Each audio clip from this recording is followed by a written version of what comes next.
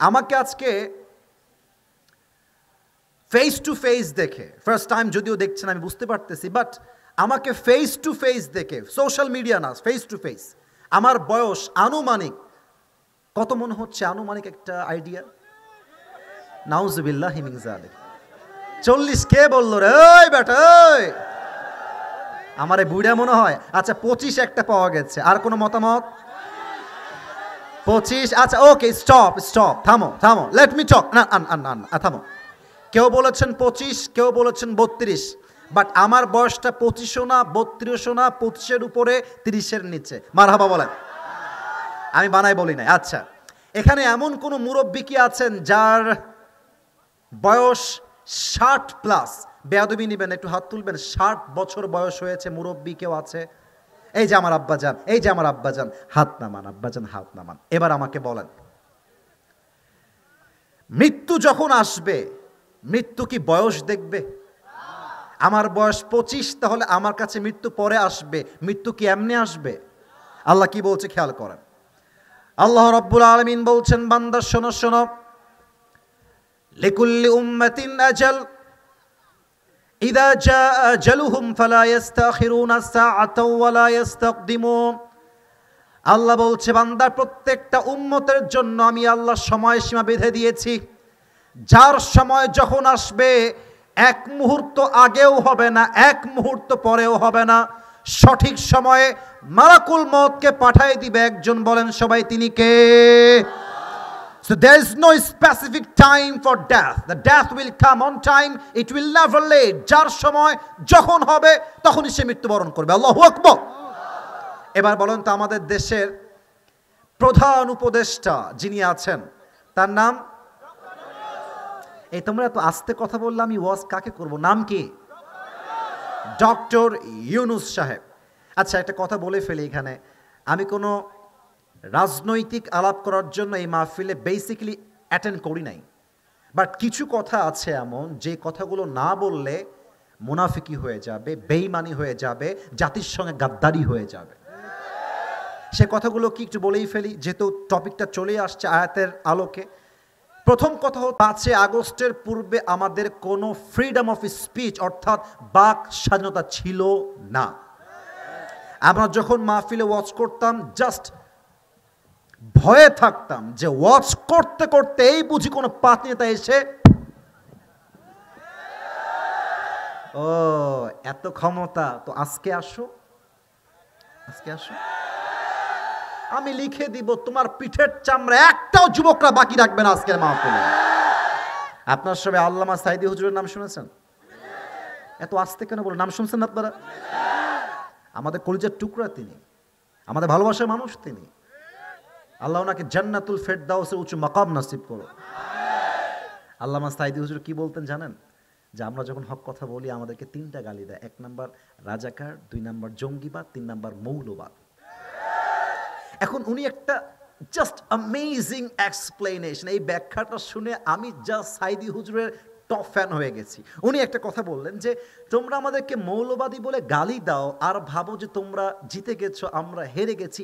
না না না, বরং আমাকে যদি কেউ মৌলবাদী বলে গালি দেয়, রাগ করার জায়গায় আমি সাঈদী আরো খুশি হই। সুবহানাল্লাহ পড়েন। আচ্ছা, কেন সুবহানাল্লাহ? এর একটা ব্যাখ্যা আছে। উনি বলতেন যে মৌলবাদী, এই যে দেখেন ওয়ার্ডের বিগিনিংটা হচ্ছে মৌল, শব্দের মূল শুরু হচ্ছে মৌল। উনি বলতেন মৌল আসছে মূল থেকে।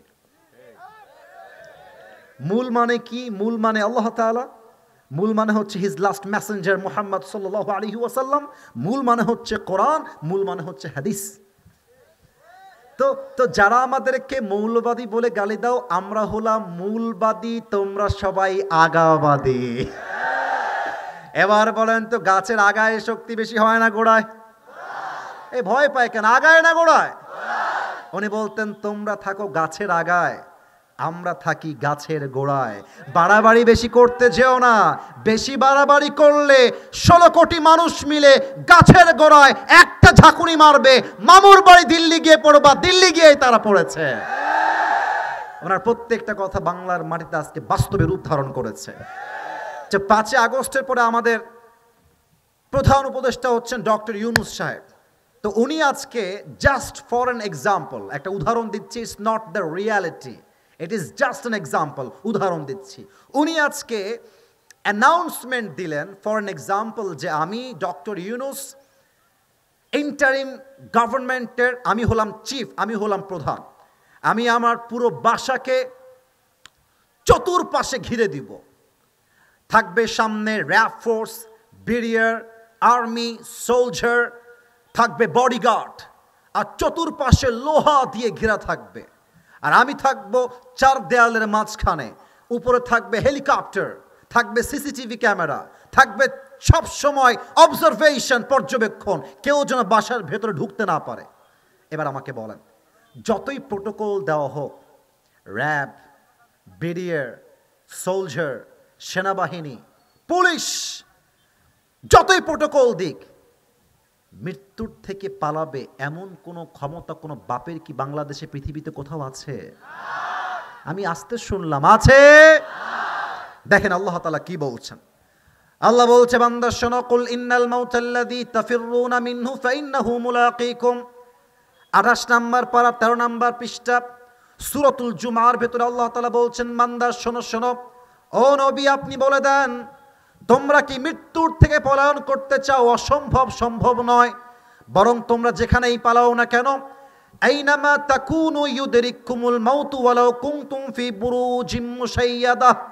তুমি যদি গভীর এক সুড়ঙ্গ করো আর সুড়ঙ্গের ভেতরে লুকিয়ে যাও, তবুও তোমাকে মালাকুল মউতের মাধ্যমে পাকড়াও করাবে একজন। বলেন সবাই, তিনি কে?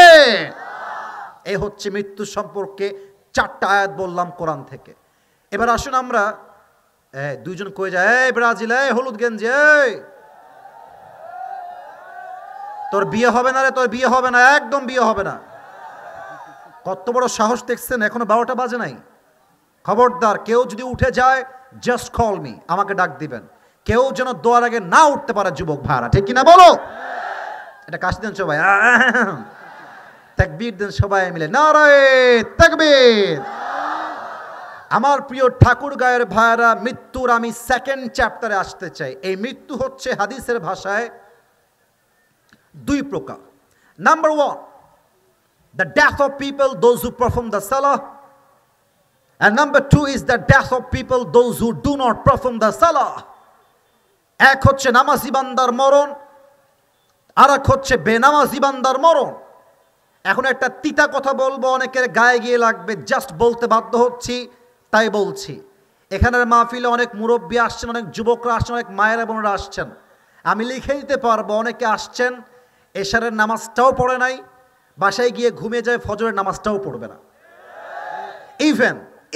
ইভেন অনেক যুবক আছে এখানে, আমার ওয়াজ এখানে বসে বসে শুনছে, বাট ওর মোবাইল ফোন যদি চেক করা যায় এই মুহূর্তে, রাইট নাও, এই টাইমে, দেখা যাবে যুবকটা 5 মিনিট আগেও তার গার্লফ্রেন্ডকে মেসেজ করেছে, এখান থেকে করেছে।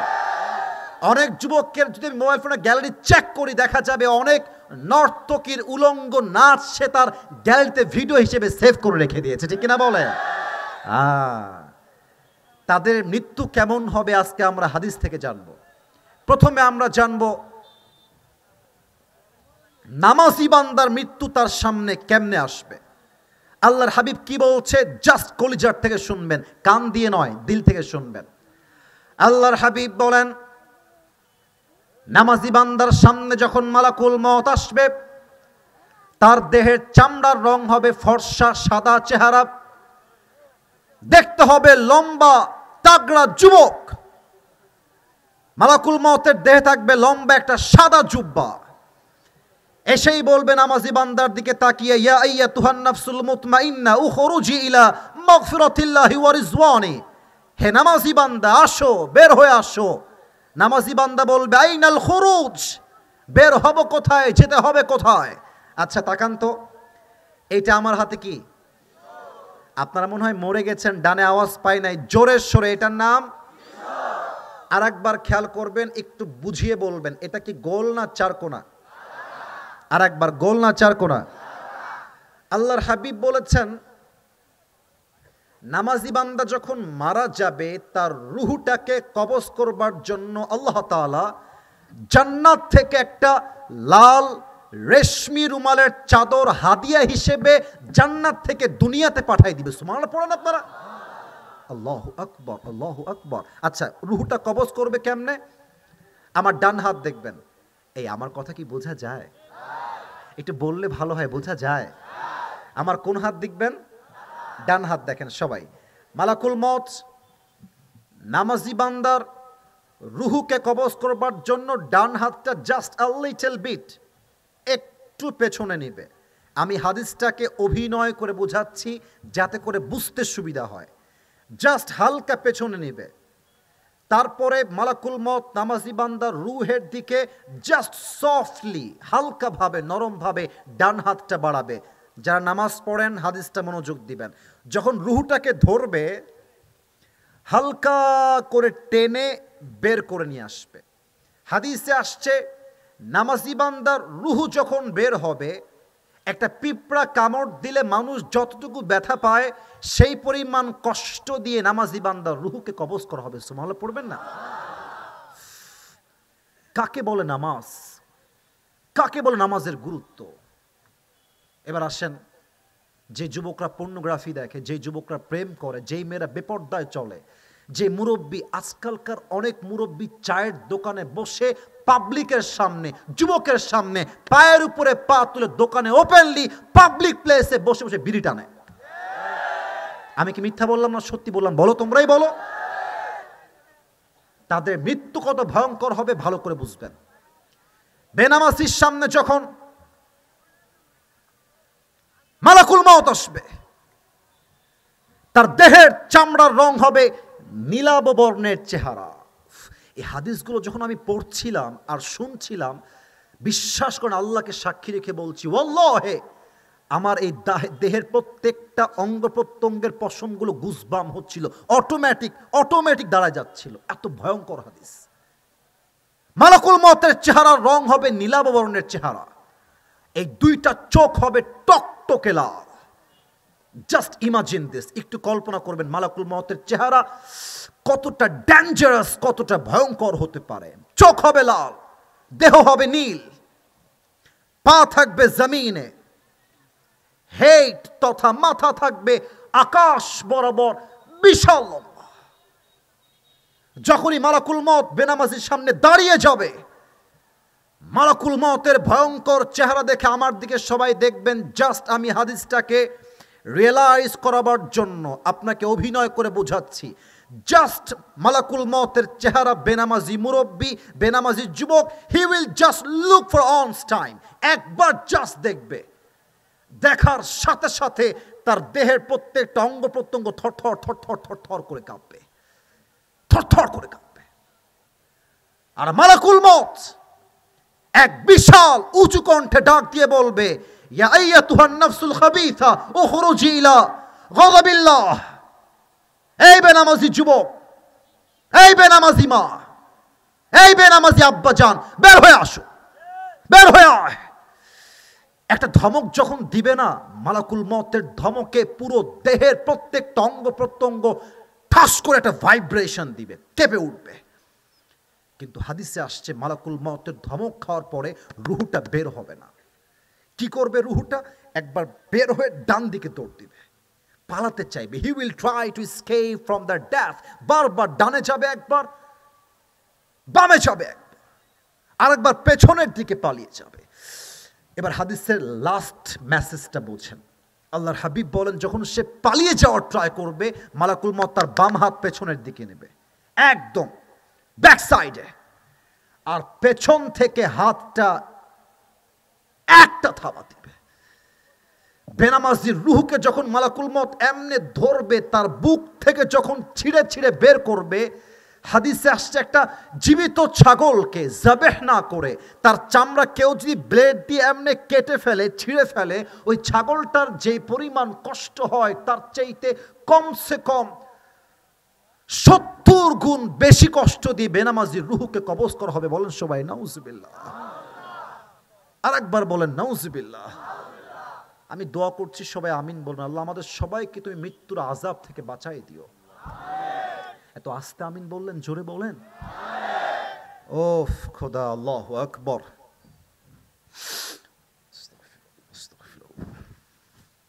ভয়ঙ্কর মৃত্যুর কথা, এই ওয়াজ শুনেও কেউ যদি নামাজ না পড়ে, তাহলে বুঝতে হবে তার অন্তরে আল্লাহ মোহর মেরে দিয়েছে, ওর হেদায়েত কখনো আসবে না। এটা বুঝতে হবে আপনাকে। আমি যে ভালো ওয়াইজ আমি তা বলি নাই, আমি ভালো কথা বলে আমি তা বলি নাই, কিন্তু হাদিসগুলো তো ভয়ঙ্কর হাদিস ভাই। 70 গুণ। জাস্ট ইমাজিন করেন তো, just for one second try to feel this line. একটু বোঝেন, আমি আসিফ হুজুর স্টেজ থেকে নেমে গেলাম, আমার হাতে একটা চাকু আছে, এই হাদিসটা বোঝার ট্রাই করেন, একটু বোঝেন। আমি গিয়ে একজন যুবককে কোনো কথা ছাড়া ধরে বেঁধে ফেললাম, জাস্ট বেঁধে ফেললাম, আর ওর শার্টটা এমনি উঠাই দিয়ে ওর চামড়াগুলোকে ছিলতে শুরু করলাম কোনো কথা ছাড়া। ভাবেন তো যুবকটা কি পরিমাণ যন্ত্রণায় কাতরাবে, কি পরিমাণ সে কষ্ট পাবে। ওর এই কষ্টের চাইতে তার মৃত্যুর সময় 70 গুণ বেশি কষ্ট হবে। এই কথা জেনেও যেই যুবক ফজর পড়তে চায় না, জুমা পড়তে চায় না, রিলেশনশিপ ব্রেকআপ পড়তে চায় না, এটা জেনেও যেই যুবক হারাম প্রেম করে বেড়ায়, জুয়া খেলে বেড়ায়, বিড়ি খেলে বেড়ায়, পর্নোগ্রাফি দেখে বেড়ায়, ওর মতো নিকৃষ্ট কপাল পোড়া আর কেউ হতে পারে না। 70 গুণ বেশি কষ্ট হবে। রূহ যখন কবজ হয়ে যাবে, বাস রূহ কবজ শেষ, কবরের জীবনটা শুরু হয়ে যাবে। কবরে যাওয়ার পূর্বে একটা প্রশ্ন করতে চাই সবাইকে উত্তর দিতে হবে, কিন্তু 90% মানুষ হয়তো বা ভুল উত্তর দিবে। আগে অ্যালার্ট করলাম যাতে করে আমি সঠিক আনসারটা পেতে পারি। এই যে বাবুরা, আমার দিকে চোখ, হ্যাঁ, আমি কিন্তু সব দেখি, কে কোথায় কি করছে, কি মোবাইল ফোন টিপছে, আমি দেখি। এখানে আমি নতুন না পুরাতন, আমার দিকে চোখ রাখো, সবাই আমার দিকে চোখ রাখো। বলেন তো ঠাকুরগাঁয়ের বালিয়াডাঙ্গির ভাইয়ারা, উত্তর লালপুরের ভাইয়ারা, কবরে মোট প্রশ্ন হবে কয়টা? একজন 4টা বলেছে। কে বলেছেন 4টা? আপনার নাম কি? Murad. I got the right answer from this person. মাশাআল্লাহ, I got the right answer. এটাই হচ্ছে মূল উত্তর। কবরের মোট প্রশ্ন 3টা নয়, মোট প্রশ্ন কয়টা? আরে ভাই আমি বলবো তো, একটু বলেন সবাই কয়টা। আমি প্রশ্ন করব, আপনারা আমাকে উত্তর দিবেন বাঘের মতো আওয়াজ করে। প্রথম প্রশ্ন, মার রব্বুক, আমাদের রব একজন। আকাশ তো খোলা, একবার আকাশের দিকে তাকায় বলেন আমাদের সকলের রব একজন, তিনি কে? আল্লাহ আমার রব। গাইতে পারলেন না? আল্লাহ আমার রব, দমে দমে তনু মনে তারি অনুভব। সুবহানাল্লাহ পড়েন আপনারা? তোমার দুনিয়াতে আমি যেদিকে তাকাই, অথই নেয়ামতে ডুবে আছি সবাই।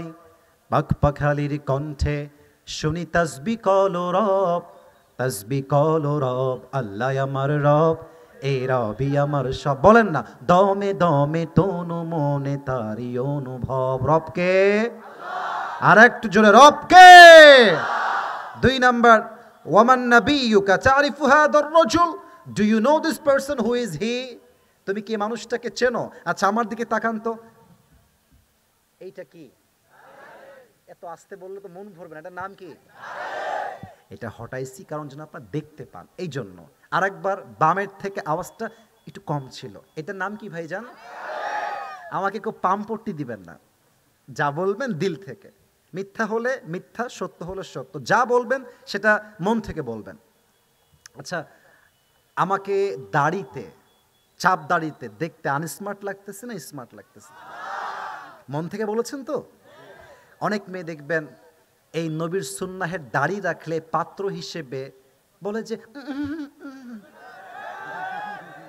আছে আছে আছে আছে। রাগ করবেন না আব্বাজান, আমার মায়েরা রাগ করবেন না। It's not for everyone, I don't measure everyone equally. সব মেয়ে যেমন খারাপ হয় না, সব মেয়ে তেমন ভালো কিন্তু হয় না। তো যেই মেয়ে তোমাকে বলবে যে আপনাকে আমার দাড়ির জন্য আহামরি জামাই হিসেবে পছন্দ হচ্ছে না, তো তুমি বলবা যে আচ্ছা আপু তাই, আপনার পছন্দ হচ্ছে না তো আপু, ইফ ইউ ডোন্ট মাইন্ড আমি আপনার সঙ্গে জাস্ট পার্সোনালি 1 মিনিট কথা বলতে চাই, প্লিজ একটু সাইডে আসেন। তো আপু যখন সাইডে আসবে পাত্রী হিসেবে, এবং তুমি একজন পাত্র, তুমি বলবা যে আপু আপনার মতো মেয়ের জন্য আমার মতো দাড়িওয়ালা বীর পুরুষ সিংহ পুরুষ পারফেক্ট হবে না, আপনার মতো মেয়ের জন্য বিটিএস এর হিজড়া ছাড়া সেকেন্ড কোনো অপশন আমাদের কাছে নেই। আরে যেই মেয়ে আমাকে দাড়ির জন্য বিয়ে করতে চায় না, সোজা কথা, ক্রিস্টাল ক্লিয়ার কথা, যেই মেয়ে দাড়ির জন্য বিয়ে করতে চায় না, সে আমার বাড়ির বউ হওয়ার যোগ্যতাই রাখে না। এবার বলেন তো, আমার নবীর মুখে লম্বা লম্বা চাপ দাড়ি ছিল কি ছিল না? আর একবার ছিল কি ছিল না? আমার নবীর মতো সুন্দর এই তল্লাটে দ্বিতীয় আর কেউ কি হতে পারে? চাঁদের চেয়ে সুন্দর তুমি, নবী আমার কামলিওয়ালা, দো জাহানের বাদশাহ তুমি, প্যারা নবী সাল্লে আলা, দো জাহানের বাদশাহ তুমি, প্যারা নবী সাল্লে আলা, চাঁদের চেয়ে সুন্দর তুমি, নবী আমার কামলিওয়ালা। সুবহানাল্লাহ পড়বেন না আপনারা সবাই? অতএব যুবক, মাথায় রাখবা, তুমি দাড়ি রাখলে সেই সমস্ত মেয়েরাই দূর হবে যা টিকটকার পছন্দ করে, যেই মেয়েরা গাঞ্জাখোর পছন্দ করে। আর তুমি দাড়ি রাখলে সেই মেয়ে তোমাকে পছন্দ করবে যে ইসলামকে ভালোবাসে, যে নবীকে ভালোবাসে, যে কোরআনকে ভালোবাসে, যে আল্লাহকে ভালোবাসে। ঠিক কিনা বলো? আজ থেকে দাড়ি রাখবা তো? দাড়ি রাখবা তো ইনশাআল্লাহ? আরে যেই মেয়ে দাড়ির জন্য পছন্দ করতে চাইবে না, বলবা আলহামদুলিল্লাহ, একটা ঝামেলা আমার জীবন থেকে বিদায় হয়ে গিয়েছে। ঠিক কিনা বলো? আচ্ছা বলুন তো, 3 নাম্বার প্রশ্ন, ওয়ামা দীনুক, আমাদের ধর্মের নাম? ভয় পেলেন মনে হয়? ধর্মের নাম কি? ইসলাম কোনো দল মত মানে না। 12 এপ্রিল আমরা সবাই দেখেছি বাংলাদেশের সমস্ত আলেম ওলামা, জামাত ইসলাম বুঝি না, তাবলিগ বুঝি না, চরমনায় বুঝি না, হেফাজত বুঝি না, যেখানে মুসলমানরা মার খাবে, সমস্ত দলমত ভুলে গিয়ে ঐক্যতার সঙ্গে কাজ করতে হবে। ঠিক কিনা বলে? এবং আমরা প্রাউডলি বলতে পারি আমাদের একজন ডক্টর মিজানুর রহমান আজহারি হুজুর আছে। ঠিক কিনা বলে? উনি একবার ডাক দিলে লক্ষ লক্ষ যুবক ময়দানে নামতে বাধ্য হয়ে যাবে। ঠিক কিনা বলে? আর আমার মনে হয় আগামীর বাংলাদেশ কি আপনারা ইসলামের বাংলাদেশ দেখতে চান না? একটু আসতে হলো, সরি। আর একবার, ইসলামের বাংলাদেশ দেখতে চাই কি চাই না? এখানে অনেক বিএনপির ভাইরা আছেন, I know that very well আছেন। I respect you from my heart. Jamaat ইসলামের ভাইরা, to be honest, I really love you so much. আপনাকে আমি অনেক ভালোবাসি, আল্লাহর জন্য ভালোবাসি। কিন্তু দুটি কথা এখন বলে ফেলবো, এটাকে গায়ে লাগাবেন না, গায়ে মাখবেন না, যা বাস্তব তাই বলছি। আগামীর বাংলাদেশে আমরা কোনো নারীকে ক্ষমতার চেয়ারে সেকেন্ড টাইম আর দেখতে চাই না।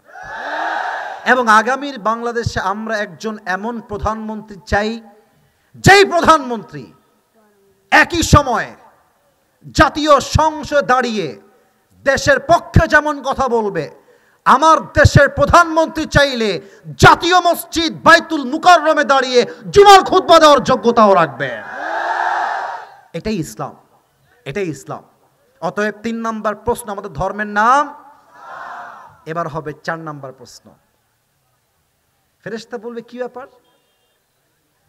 এ তো দেখি একটাও আটকায় না, ব্যাপার স্যাপার কি? কিরে বাবা, তুমি কি নকল করেছো নাকি?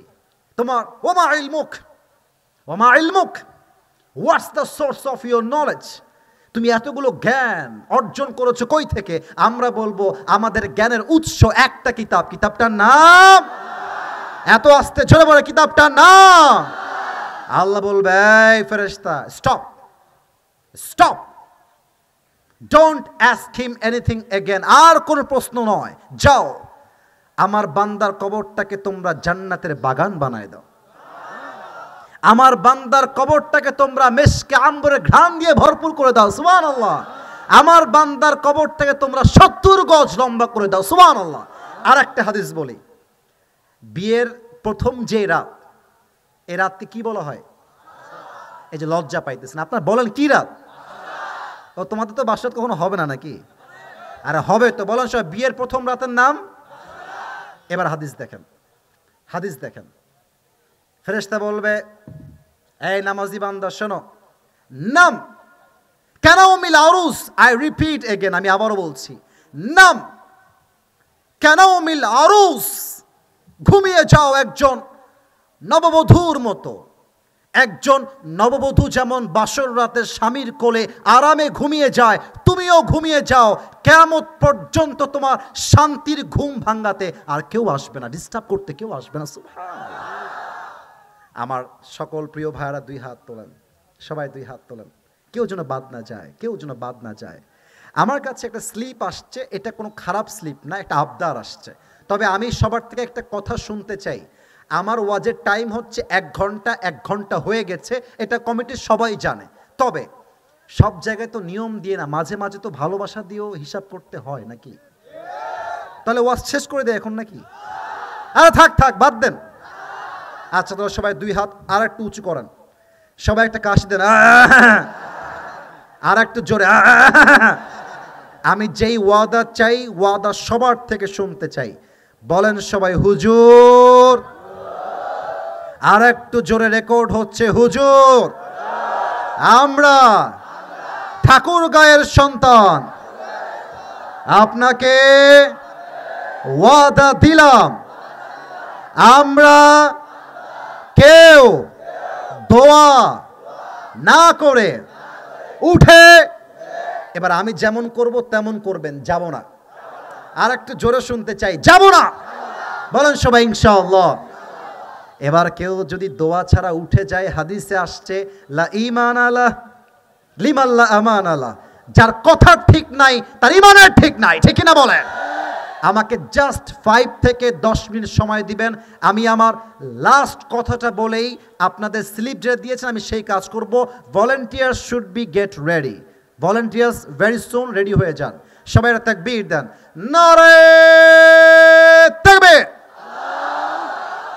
এই একটা প্রবাদ বাক্য আছে না যে শেষ ভালো যার, শেষটা ভালো চান? আজকে মিডিয়ার ভাইরা আসছে, আমাদের প্রশংসা হোক, পুরো বাংলাদেশ দেখুক ঠাকুরগাঁও কত ভদ্র সন্তান। আমরা সবাই চাই চাই চাই। জাস্ট 5 থেকে 10টা মিনিট আমাকে পিন পতন নীরবতা দিবেন। 2 নাম্বার, আমার পারমিশন ছাড়া নট আ সিঙ্গেল পারসন কেউ এই মাঠ ছাড়বেন না। রাজি আছেন তো ইনশাআল্লাহ? এই কবরে যাওয়ার পূর্বে 2টা কাজ করে যাবেন। এই 2টা কাজ বলেই আমি আমার দোয়া করে দিব। হয়তোবা আগামী 3, 4, 5 বছর পরে আবার একদিন দেখা হবে। বলেন সবাই ইনশাআল্লাহ। তাকবীর দেন সবাই মিলে, নারায়ে তাকবীর। 1 নাম্বার আমলটা বলে দিয়ে যাই, আজকেই বাসায় গিয়ে 2 রাকাত তাহাজ্জুদের নিয়তে 2 রাকাত নামাজ পড়বেন। এবং এই দেখেন আমি হাত তুলছি, আপনারা আমিন বলবেন, দোয়া করতে হবে না, আমি বলতেছি। আল্লাহকে কি বলবেন দেখেন, আল্লাহকে বলবেন যে আল্লাহ, আমি আমার জীবনে অনেক অন্যায় করেছি আল্লাহ, পৃথিবীর কেউ দেখে না আল্লাহ, তুমি একমাত্র সত্তা যে আমাকে সবসময় দেখেছো। আল্লাহ, আমি আমার জীবনে অনেক জুলুম করেছি, অন্যায় করেছি, নামাজ পড়ি নাই, দাড়ি কেটেছি, আব্বা আম্মার সঙ্গে আল্লাহ অনেক বেয়াদবি করে ফেলেছি। আল্লাহ তুমি মেহেরবানি করে আজকে আমার জীবনের সমস্ত গুনাহ খাতা মাফ করে দাও।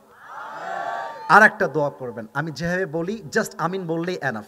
বলবেন আল্লাহ, আমি তোমার কাছে আজকে দিল থেকে নিয়ত করলাম, আগামীকাল রবিবার, এই রবিবার থেকে আমি 1 ওয়াক্ত নামাজ কখনো ছাড়বো না। বলেন সবাই ইনশাআল্লাহ। আর একবার বলেন সবাই দিল থেকে আমিন। একটা ছোট্ট ঘটনা আমার জীবনের মনে পড়ে গেল, বলবো না? রাগ করবেন, বাদ দেন, বলি না? আরে বাদ দেন, বাদ দেন। আপনারা সবাই সিলেট নাম শুনেছেন? নাম শুনেছেন আপনারা সবাই? সিলেট। আমার জাস্ট 1 সপ্তাহ আগে সিলেটে আমার প্রোগ্রাম ছিল। প্রোগ্রাম শেষ হলো, আমার আগামীকাল প্রোগ্রাম হচ্ছে রাজশাহীর একটা জেলা, নাম হচ্ছে বগুড়ায় আমার প্রোগ্রাম। আমি যখন সিলেট থেকে আসলাম, আমার ফার্স্ট ফ্লাইট ছিল Sylhet to Dhaka, second flight ছিল ঢাকা টু রাজশাহী। কিন্তু সেই দিন সিলেটের ফ্লাইটে এক অবাক করা ঘটনা আমার সাথে ঘটে গেছে, এটা আগে কখনো আমার সাথে ঘটে নাই। আমি যখন ফ্লাইটে উঠলাম, আবহাওয়া ছিল খুব ঝড়ো আবহাওয়া, বাতাস, মেঘ, বৃষ্টি আবহাওয়া। আমি যখন ফ্লাইটে উঠলাম, ফ্লাইট ছাড়লো, পুরো ফ্লাইট লোড, প্রত্যেকটা সিটে পার্সন বসে আছে, প্যাসেঞ্জার বসে আছে। হঠাৎ করেই সাডেনলি আমার প্লেনটা একটা শেকিং দিল, জাস্ট একটা ঝাঁকুনি মারলো হঠাৎ করে। তা আমি নিজে ঝাঁকুনি খেয়ে কেঁপে উঠেছি। জাস্ট ঝাঁকুনি খাওয়ার পর আমি সবাইকে দেখলাম সবাই সবার দিকে তাকাচ্ছে, but everyone was calm and cool, সবাই চুপচাপ আছে, কারণ ফার্স্ট টাইম ঝাঁকুনি মারছে। কিছুক্ষণ পরে the plane started shaking again and again, বারবার, একবার এইদিকে একবার এদিকে, একবার এদিকে একবার এদিকে, কাঁপাকাঁপি শুরু হয়ে গেছে। আর আমাদের অন্তরাত্মাও কাঁপাকাঁপি শুরু হয়ে গেছে। আমি খুব খেয়াল করলাম, কিছু মহিলাকে দেখলাম পকেট থেকে মোবাইল ফোন বের করেছে, বের করে ওই ঝাঁকুনিটা ভিডিও করতেছে। আবার কিছু মুরব্বীকে দেখলাম কালেমা পড়তেছে, আবার কাউকে দেখলাম দোয়া ইউনুস পড়ছে, লা ইলাহা ইল্লা আনতা সুবহানাকা ইন্নী কুনতু মিনাজ জালিমিন। সাডেনলি আমার ডানে যিনি ছিলেন, হি ওয়াজ গোয়িং টু দুবাই, তার ফ্লাইট দুবাই, ঢাকা থেকে দুবাই যাবে। জাস্ট সে সিট থেকে উঠে গিয়েছে, বলছে কি হচ্ছে এইটা, ব্যাপার কি, কি হয়েছে, কি সমস্যা? কিন্তু বিশ্বাস করেন, ওই মুহূর্তে আমি জাস্ট একটা কথা ফিল করেছি, যদি আজকে এই ফ্লাইটটা ল্যান্ড না করে ক্রাশ হয়ে যায়, ইস রে, আমি আমার জীবনে অনেক টাইম ওয়েস্ট করেছি। I wish I could do a lot of good things. যদি আমি ভালো আমল করতে পারতাম, I wish I could perform the salah in every single day. ইস, আমি যদি 5 ওয়াক্ত নামাজ আরো ভালো করে পড়তে পারতাম। আমি আবারও ভাবছি, ইস, আমি যদি আমার সবার কাছে মাফ চাইতে পারতাম, হয়তো আর কখনো কাছে দেখাই হবে না। এই চিন্তা করতে করতে একটু পরেই ঘোষণা দেওয়া হলো যে এইটা ঝড়ো হওয়ার জন্য এরকম ঝাঁকুনি দিচ্ছে, কেউ হতাশ হবেন না, প্লেন ঠিকঠাক আছে, আমরা খুবই সুন ঢাকায় ল্যান্ড করব সেফলি। এই কথা শুনে একটু সান্ত্বনা পেলাম। তবে ওখান থেকে শিখলাম, মৃত্যুর কোনো গ্যারান্টি নাই। কবরে যাওয়ার পূর্বে আমরা সকলেই আজ থেকে এই মুহূর্তে তওবা করব। বলেন সবাই ইনশাআল্লাহ। 2 নাম্বার কথা বলেই শেষ করছি, এটা বলা শেষ, দোয়ার দিকে যাব। আপনাদেরকে ধন্যবাদ, আপনাদেরকে অসংখ্য ধন্যবাদ। আপনারা আমার সম্মান রেখেছেন, আপনার ঠাকুর গায়ের সম্মান রেখেছেন। শেষ কথা বলে শেষ করছি। 2 নাম্বার গুণ হচ্ছে তাকওয়ার গুণ। আল্লাহ তাআলা বলেছেন, ইন্না আকরামাকুম ইনদাল্লাহি আতকাকুম, তোমাদের মধ্যে সেই বান্দা সেরা যার মধ্যে ভয় আছে একজনের। বলেন সবাই, তিনি কে? আর তাকওয়া মানে কি?